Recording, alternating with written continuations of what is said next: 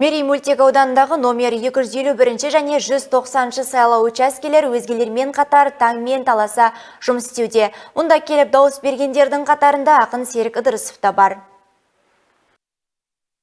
Қос учаскеге келіп өз таңдауларын жасап жатқан тұрғындар өте көп. Мысалы, Серік Ыдырысов өзі қалаған кандидатқа дауыс беруге немересін ерте келген. Ізінен ерген қарасының қаршадайынан ел болашағына ерте кезде араласа бергенін қалаған секілді.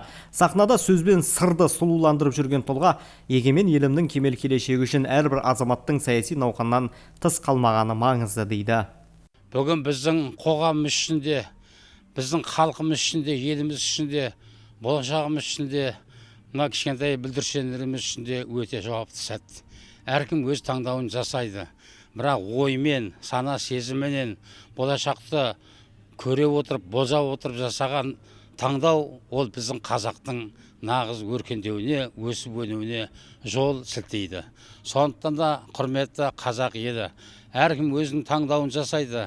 Бірақ бүгінгі таңдаудың үлкен мәнісі жаңа Қазақстанның жаңа экономикасы, жаңа Қазақстанның жаңа өсіп өнуі, жаңа Қазақстанның жастары, жаңа Қазақстанның жаңашылдығы, жаңа Қазақстанның экономикасының өсіп өркендеуі осы таңдауымызға байланысты. Мен өз таңдауымды жасадым.